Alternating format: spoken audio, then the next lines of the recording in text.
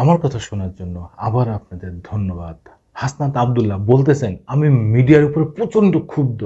কেন রে ভাই? এইটা জানার জন্যেই এই ভিডিওটা। এই বিষয়ে বাংলা ট্রিবিউন কি বলছেন একটু শুনি।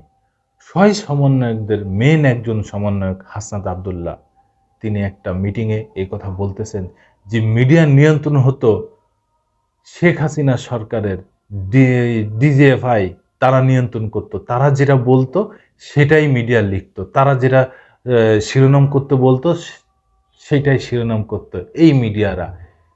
কি মানে পেশাদারিত্বের বাইরে থেকে তারা এই কাজগুলো করেছে। বৈষম্যবিরোধী ছাত্র আন্দোলনের সমন্বয়ক হাসনাত আব্দুল্লাহ বলেছেন, আমি মিডিয়ার উপরে প্রচণ্ড ক্ষুব্ধ। কারণ গত 5ই আগস্টের আগে প্রতিরক্ষা গোয়েন্দা পরিদপ্তরের ডিজিএফআই প্রেসক্রিপশনে মিডিয়া চলতো। গণভবনের প্রেসক্রিপশনে নির্ধারিত হতো কোন নিউজের হেডলাইন কি হবে। মঙ্গলবার জাতীয় জাদুঘর মিলনায়তনে বেনার নিউজ বাংলা আয়োজিত কি চাই নতুন বাংলাদেশের শীর্ষক আলোচনা সভায় তিনি একথা বলেন। হাসনাত আব্দুল্লাহ বলেন, আমি দেখেছি গণভবনে গিয়ে মিডিয়া যখন প্রশ্ন করত তখন এমনভাবে প্রশ্ন করত যেন তাদের পূর্বাচলের প্লট নিশ্চিত হয়। তাদের মধ্যে একটা মূল্যের প্রবণতা ছিল। মিডিয়া এবং মিডিয়া কর্মীরা ছিল গণভবনমুখী। আমার অনুরোধ, আপনারা কখনো গণভবনমুখী হবেন না। আপনারা জনগণমুখী হন। আমি প্রত্যাশা করব ফ্যাক্ট যেটা আপনারা সেটা প্রচার করবেন। 5ই আগস্টের আগে প্রায় সব মিডিয়াই যেটা করেনি।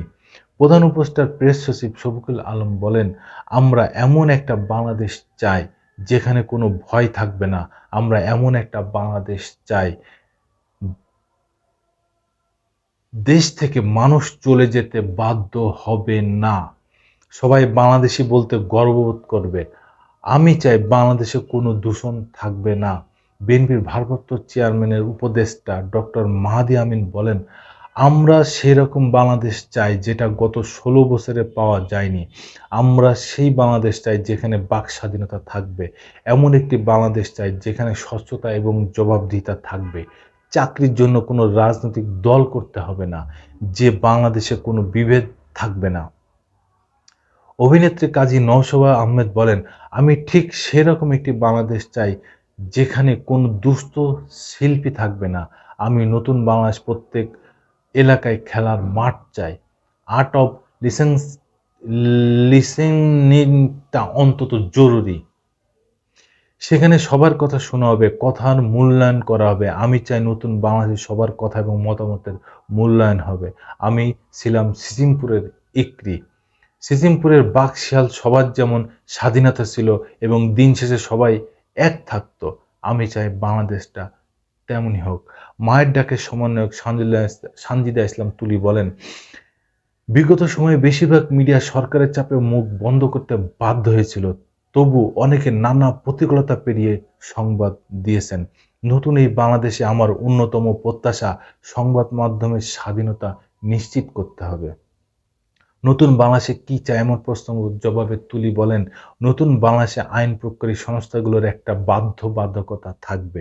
একজন নাগরিকের সঙ্গে তারা কি করতে পারবেন, কি করতে পারবেন না।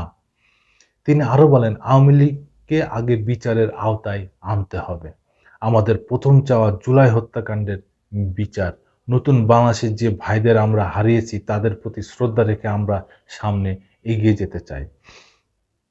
ডক্টর মোবাশ্বের হাসান বলেন, আমি 7 বছর পর দেশে এসেছি। 7 বছর আগে একটা ছেলে 44 দিন গুম ছিলাম। গুম থেকে মুক্তি পেয়ে আমার নিজের দেশে আমাকে শরণার্থী মনে হয়েছে। আমি আর আমার দেশে অবস্থান নিতে পারিনি। বিদেশ থেকেই ফ্যাসিবাদের বিরুদ্ধে অবস্থান নিয়েছি। তিনি বলেন, নতুন বাংলাদেশে সবাই মানবাধিকারটাকে সম্মান করবে। এই নতুন বাংলাদেশের সৃষ্টির পিছনে ছোট বড় সবার অবদান আছে। আমি এরকম বাংলাদেশ দেখতে চাই যেখানে কেউ যদি ভুলেও গুমের চেষ্টা করে তাহলে জনগণ প্রতিরোধ করে তুলবে। মানবিকতার রাষ্ট্রযন্ত্রের প্রতিটা পরতে পরতে অবস্থান করবে। এই হচ্ছে এই মিটিংয়ের বিষয়বস্তু। তবে হাসনাত আব্দুল্লাহ যেটা বলছেন আসলেই সেটা একটু ভাবার বিষয়, দেখার বিষয় যে এখন সেই গণমাধ্যমগুলো কোথায়? তারা তো এখনো আছে। তারা তো আর চলে যায়নি। সেই গণমাধ্যম বিগত সরকারের আমলে যা ছিল, এখনো তাই আছে। তারা এখন নতুন সরকারের আমলে তারা কি মুখ খুলে কথা বলতে পারছে? তারা কি স্বাধীনভাবে নিউজ করতে পারছে? জি, পারছে। এখন তারা স্বাধীন। নতুন বাংলাদেশের নতুন সংবাদপত্র, নতুন সবকিছু। এখন আর সেই লেজুর ভিত্তিক সংবাদ নাই। এখন আর সেই গণভবনমুখী সংবাদ নাই। এখন যে যার মতো মন খুলে সংবাদ করতে পারছে। আমরা যেরকম যে যার মতো মন খুলে কথা বলতে পারছি, ভিডিও করতে পারছি। কারোর বিরুদ্ধে কোনো অভিযোগ নেই। এখন শুধু সামনে এগিয়ে যাওয়ার পথ, সবাই একসাথে একযোগে কাজ করে বাংলাদেশকে সামনে এগিয়ে নিয়ে যেতে হবে। ধন্যবাদ। আবার আসবো নতুন কোনো কথা নিয়ে, নতুন কোনো ঘটনা নিয়ে। আমি প্রিন্স।